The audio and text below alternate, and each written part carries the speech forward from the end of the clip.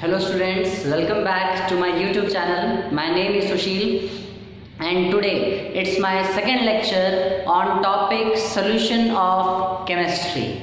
And today we will discuss mole fraction, normality and ppm. These are few methods of concentration of solution. And please see this video till end and don't forget to like, share and subscribe my channel. Now let's start with ppm.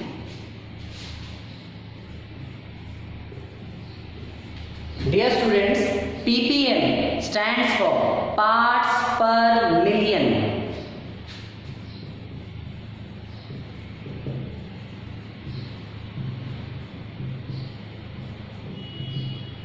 Parts per million means amount of solute present in 1 million parts of the solution.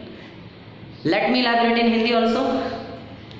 Solution में 1 million parts solution के, उसमें कितना solute के parts हैं, कितने solute के parts 1 million solution के parts में प्रेजेंट हैं, पार्ट्स पर मिलियन. सेम परसेंट जैसा ही है, परसेंट में हम सॉल्यूशन के 100 हिस्सों में सॉल्यूट के कितने हिस्से ये देख रहे हैं, परसेंट हर 100 में. ऐसे यहाँ पर है पर मिलियन, हमें सॉल्यूशन के 1 मिलियन हिस्सों में ये चेकआउट करना है कि सॉल्यूट कितना है. और ये जो कंसंट्रेशन को मेजर करने का मेथड है, इसी को हम कहते हैं ppm, पार्ट्स पर मिलियन. इसको समझने के लिए पहले हम इसका फॉर्मूला समझते हैं, डेफिनेशन बाद में. देखिए यहाँ पे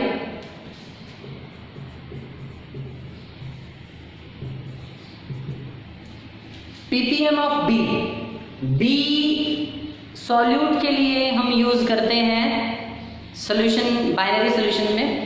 तो mass of B upon total mass of solution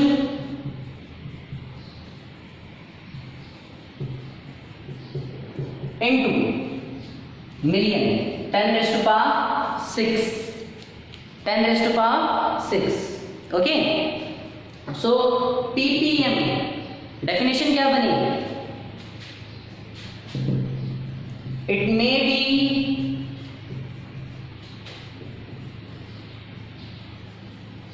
defined as the parts of solute dissolved in per million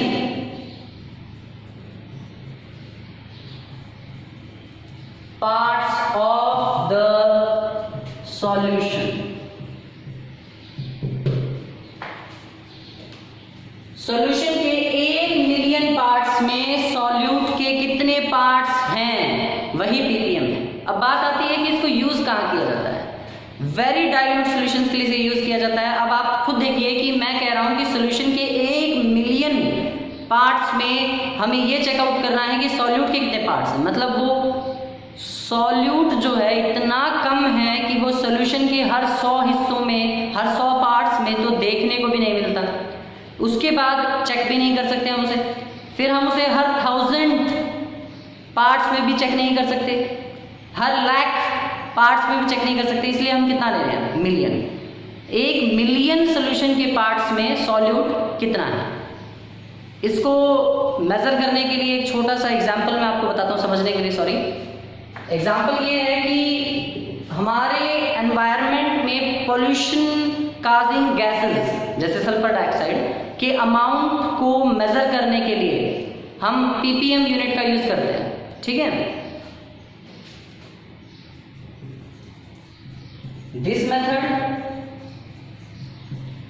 is used to measure the amount of SO2 in air. इस मेथड का यूज SO2 के amount को air में major करने के लिए किया जाता है. This method is used for very dilute solutions.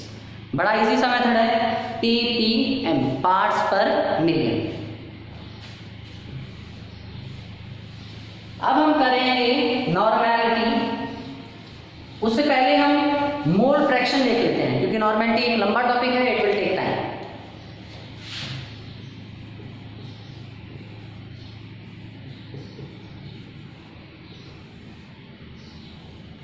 As the name suggest, mole fraction moles का रेशियो है। फ्रैक्शन क्या होता है? रेशियो। मोल्स का रेशियो है। It don't have any unit. जैसे पीपीएम की कोई यूनिट नहीं थी, ऐसे ही इसकी भी कोई यूनिट नहीं है। पीपीएम के लिए तो हमें लास्ट में ये लिखना पड़ता था, जैसे 0.5 पीपीएम, पीपीएम मेंशन करना पड़ता है। मोल फ्रैक्शन में हमें पीछे कुछ मेंशन भी नहीं करना पड़ता। It's just a fraction, it's just a fraction, it have no units. Mole fraction को जनरली x से डिनोट किया जाता है। अब देखिए ध्यान से,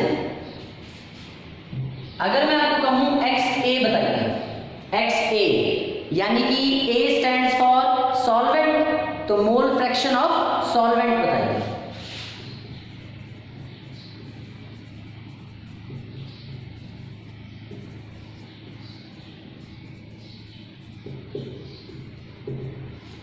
सॉल्वेंट का मोल फ्रैक्शन कैसे निकालेंगे? सॉल्वेंट के मोल्स की संख्या,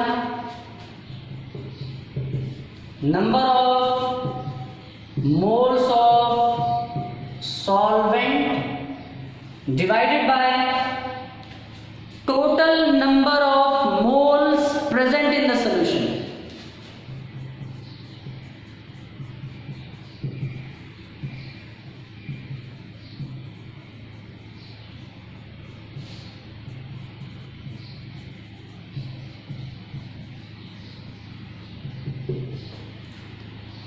इसको सिंबॉलिकली कैसे एक्सप्रेस करेंगे? नंबर ऑफ मोल्स को हम जनरली स्मॉल n से डिनोट करते हैं। Small n, it represents number of moles of solvent means small a, और ऐसे ही डिनोमिनेटर में total number of moles present in the solution वो होगा Na प्लस Nb, क्योंकि हमारे सिलेबस में हम बाइनरी सॉल्यूशन पढ़ रहे हैं। बाइनरी सॉल्यूशन में सॉल्वेंट और सॉल्यूट दो ही चीजें होती हैं, तो सॉल्वेंट के number of moles plus solute के number of moles, total number of moles हो जाएंगे present in the solution. Similarly हम XB निकाल सकते हैं, mole fraction of solute in the solution, and that will be number of moles of solute upon total number of moles present in the solution. अब आप देखिए इसकी unit क्यों नहीं बनती? ऊपर क्या है? नंबर ऑफ मोल्स मींस एक नंबर होगा, 2 मोल है, 3 है, इट्स जस्ट अ नंबर। नीचे भी नंबर ऑफ मोल्स का सम है, वो भी इट्स जस्ट अ नंबर। तो जब हम दो नंबर्स का फ्रैक्शन लेंगे it will have no unit. अब आप देखिए इसमें आपको एक पॉइंट जो है नोटवर्दी, वो देखिए क्या है। XA mole fraction of solvent plus XB mole fraction of solute का सम हमेशा 1 होता है, इट्स ऑलवेज इक्वल टू 1। अगर हमें किसी न्यूमेरिकल में XA गिवन है, XB निकालना है, then we can say XB is equal 1 minus X। Okay, if XA is given to you and you have to find out XB, then you will write XB is equal 1 minus XA. Just subtract the value of XA from 1, you will get XB. So what's the definition of mole fraction? It is just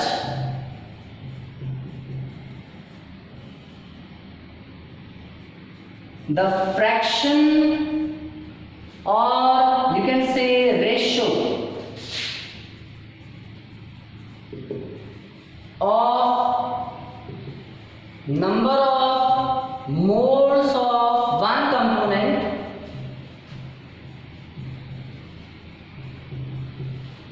to the total number of moles present in the solution. Mole fraction क्या है? ये एक सिर्फ ratio है, सिर्फ fraction है। एक component के मोल्स का सॉल्यूशन में टोटल नंबर ऑफ मोल्स के साथ। हमारा अगला टॉपिक है, let me discuss one numerical for it, it will make easier to understand this. Suppose करते हैं हम कि हमें एक सॉल्यूशन में ये कह रखा है कि number of moles of solute तो है 2, ठीक है, और number of moles of solvent है 8, and then he is asking us to calculate the mole fraction of solute XB, then XB will be NB upon Na plus NB. What is NB here? 2. What is Na here? A plus NB, that is 2, and it is 2 upon 10, it becomes 0.2. Okay, if this is the XB, we can calculate XA also, because we know that the sum of XB and XA is 1, so it will be 1 minus XB equals to XA. 1 minus XB is 0.2, it will be 0.8. This is the required answer. Now let's discuss normality.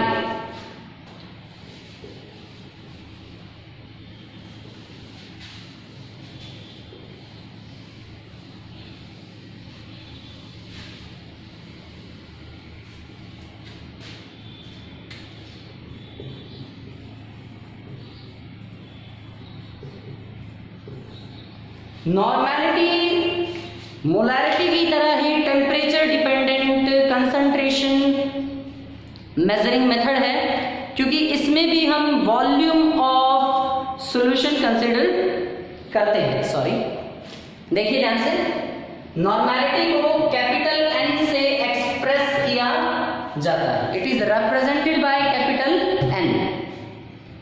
है क्या normality? Basically molarity की ही तरह ये भी एक ratio है। Number of gram equivalent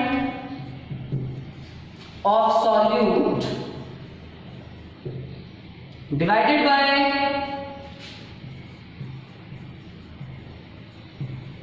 volume of the solution in litre. देखिए molarity में और नॉर्मैलिटी में कितना फर्क है, ध्यान से देखिएगा। अगर मुझे यहां पर मोलैरिटी लिखना होता तो मैं क्या लिखता? Number of moles of solute upon volume of solution in litre, ठीक है। अब आप सिर्फ इतना समझिए कि मैंने नंबर ऑफ मोल्स की जगह number of gram equivalent of solute लिया है। समझ पाए? जैसे मोल्स अमाउंट ऑफ सब्सटेंस को मेजर करने की एक यूनिट है, उसी तरह से ग्राम इक्विवेलेंट भी अमाउंट ऑफ सब्सटेंस को मेजर करने की एक यूनिट है। तो मोलैरिटी और नॉर्मैलिटी के फॉर्मूले में एक जगह पर डिफरेंस आता है। वो डिफरेंस क्या है? मोल्स की जगह हमें लिखना है ग्राम इक्विवेलेंट। अब ये है क्या? ग्राम इक्विवेलेंट ऑफ सॉल्यूट क्या है? इसे कैलकुलेट करने का मेथड है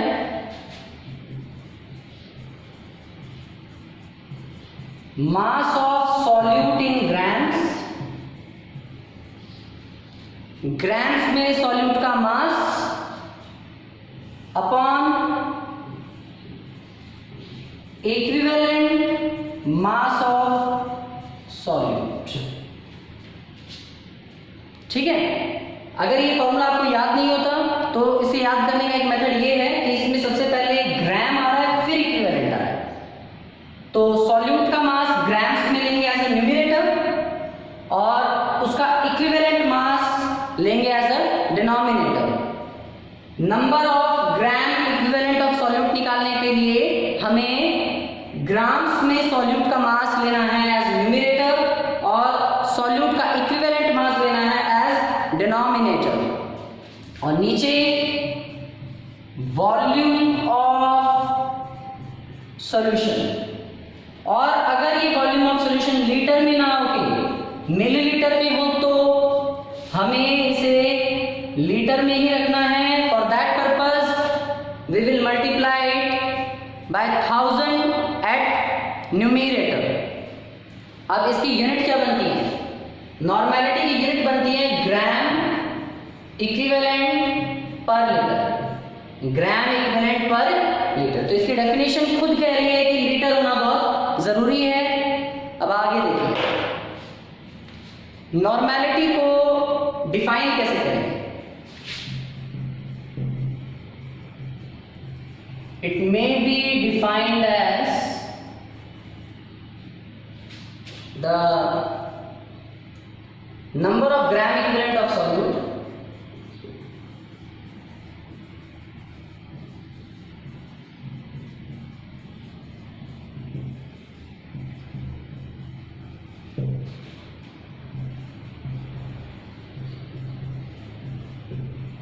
dissolved in per liter volume of the solution।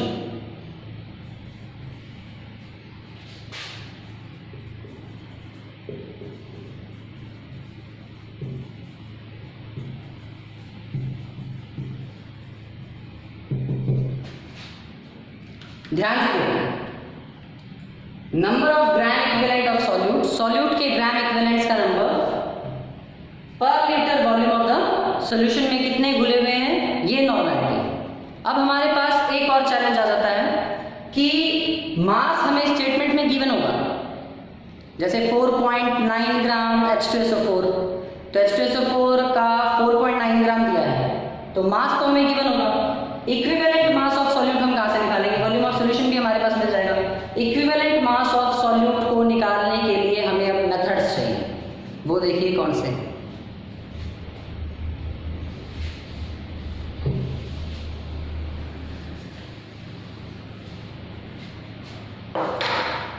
अलग अलग सब्सटेंस का इक्विवेलेंट मास निकालने का मेथड अलग अलग है। हम सबसे पहले एक एसिड के लिए पढ़ते हैं। Equivalent mass of acid. एक एसिड का इक्विवेलेंट मास कैसे निकाला जाता है? मोलर मास ऑफ एसिड ऊपर लेंगे हम,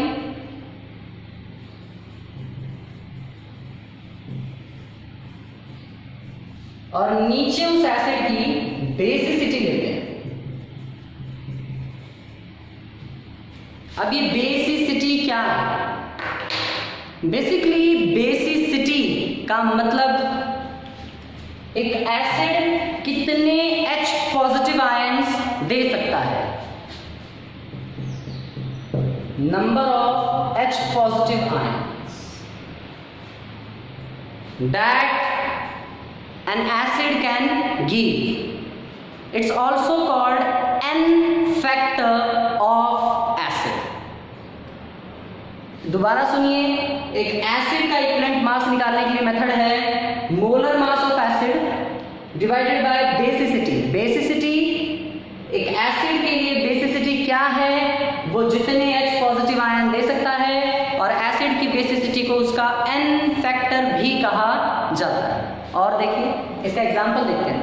मान लीजिए मैं कह रहा हूं आप मुझे H2SO4 का इक्विवेलेंट मास बताइए, इक्विवेलेंट मास ऑफ H2SO4। तो इसका मोलर मास अगर हम कैलकुलेट करें दैट विल बी 98। इसका मोलर मास विल बी 98, और ये कितने H दे सकता है? H2, तो ये 2 टाइम्स H पॉजिटिव आयन दे सकता है, 49 is the equivalent mass of H2SO4। आप इसी तरह से किसी भी प्रोटॉन डोनर एसिड का इक्विवेलेंट मास निकाल सकते हैं। देखिए अब ध्यान से, equivalent mass of a base, हमें एक बेस का इक्विवेलेंट मास निकालना है। वो हम कैसे कैलकुलेट कर सकते हैं?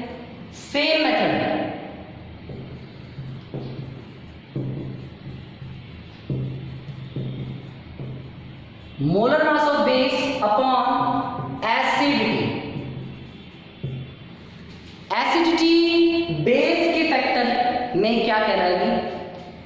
इसे बेस का n फैक्टर कहा जाता है। और ये क्या है? Number of OH negative ions that a base can donate in its aqueous solutions. Example लेते हैं हम, इक्विवेलेंट मास ऑफ NaOH बताना है। मान लो NaOH एक बेस है, OH डोनर। इसका ओवरऑल मास अगर हम मोलर मास कैलकुलेट करें दैट इज 40, और ये कितने OH दे सकता है? इसका n फैक्टर कितना है? 1। इसके बेस है तो इसकी एसिडिटी कितनी है? 1 डिवाइडेड बाय 1, 40 बाय 1 40। ओके, अब क्वेश्चन ये उठता है कि अगर वो सॉल्यूट ना एसिड है ना बेस है, वो कोई सॉल्ट है, तो हम इक्विवेलेंट मास कैसे कैलकुलेट करेंगे? एक बार मैं इसे रब कर रहा हूं ताकि मैं आपको इक्विवेलेंट मास पूरा अच्छे से बता सकूं। इक्विवेलेंट मास ऑफ सॉल्ट, एक सॉल्ट का इक्विवेलेंट मास निकालने के लिए हम मोलर मास ऑफ सॉल्ट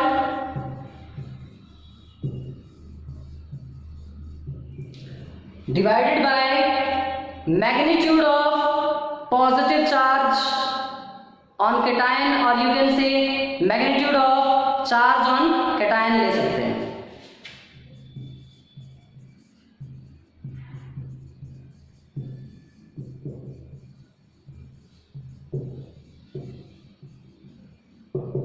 देखिए ध्यान से, ये ना भी मेंशन करो अगर आप मैग्नीट्यूड, क्योंकि पॉजिटिव चार्ज के लिए हमें ऐसा कुछ मेंशन करने की जरूरत नहीं है, तो आप सीधा ये कह सकते हो कि charge on cation, charge on cation, molar mass of salt upon charge on cation. Example लेते हैं हम, NaCl एक सॉल्ट है, इसका मोलर मास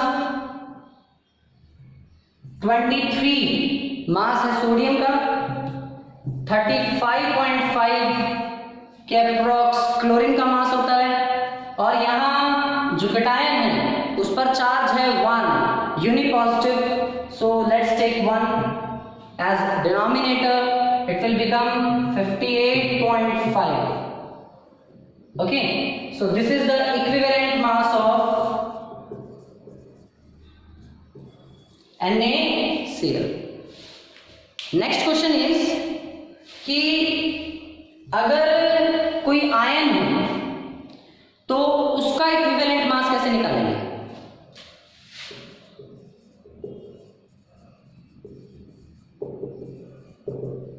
किसी आयन का इक्विवेलेंट मास कैसे निकाला जाता है?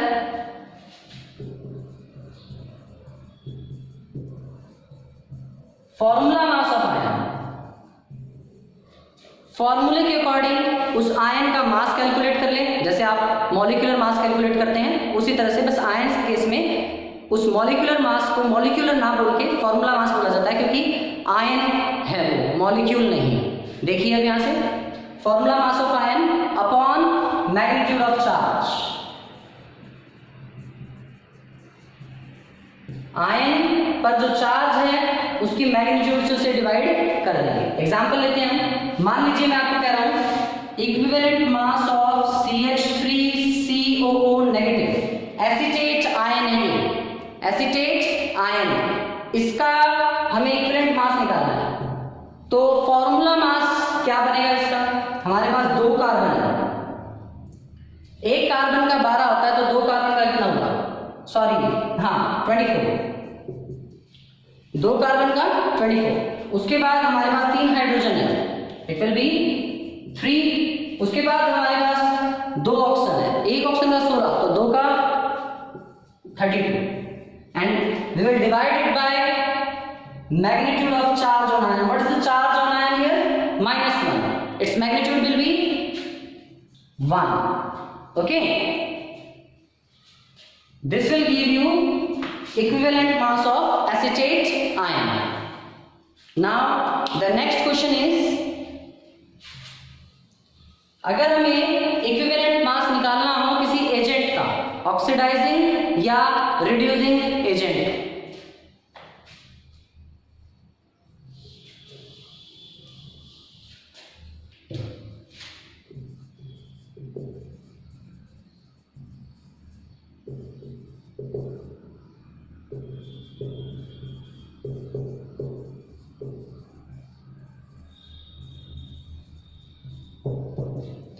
ऑक्सीडाइजिंग या रिड्यूसिंग एजेंट का अगर हमें इक्विवेलेंट मास निकालना हो तो हम कैसे कैलकुलेट करेंगे, देखिए जरा।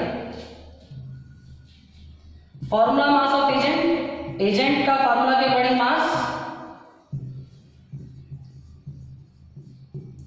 डिवाइडेड बाय नंबर ऑफ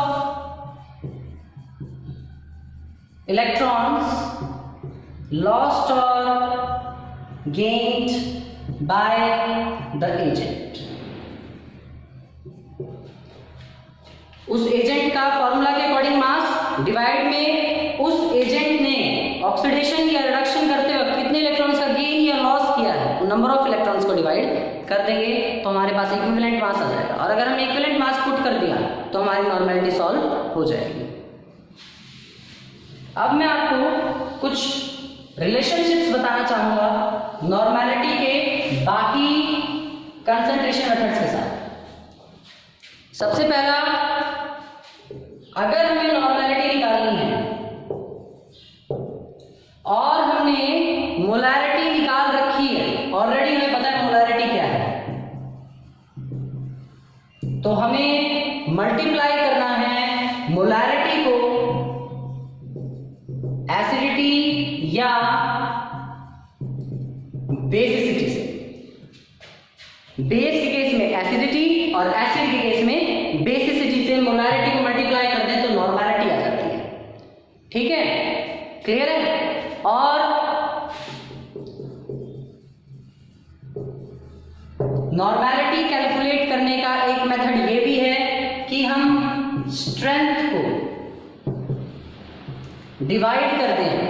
हमने स्ट्रेंथ पढ़ा था, method to measure concentration of solution, और स्ट्रेंथ होता है ग्राम पर लीटर। स्ट्रेंथ को डिवाइड कर दें इक्विवेलेंट मास ऑफ सॉल्यूट से तो भी नॉर्मेलिटी आ जाएगी, क्योंकि mass of solute in grams divided by equivalent mass of solute और ये per litre volume of solution, normality ही तो बन गई। ठीक है, अगर हमें एसिडिटी या बेसिसिटी निकालनी है तो उसके लिए भी हमारे पास एक डायरेक्ट फॉर्मूला होता है।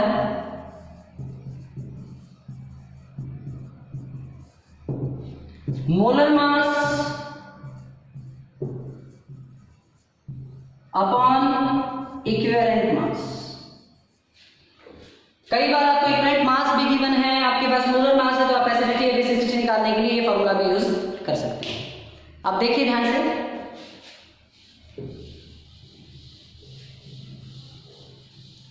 नॉर्मेलिटी के कुछ और रिलेशनशिप्स भी हैं। In case of dilution,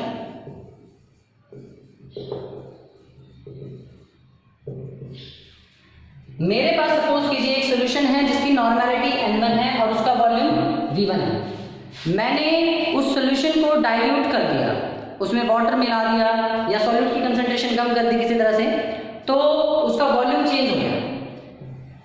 suppose कीजिए वॉल्यूम हो गया V2। वॉल्यूम के चेंज होने से नॉर्मेलिटी भी चेंज हो जाएगी, नॉर्मेलिटी हो जाएगी N2। लेकिन नॉर्मेलिटी और वॉल्यूम का जो ये प्रोडक्ट है ये हमेशा कांस्टेंट रहेगा। N1 V1 will be equal to N2 V2 upon dilution. Okay, means the product of normality and volume before dilution will be equal to the product of normality and volume after dilution.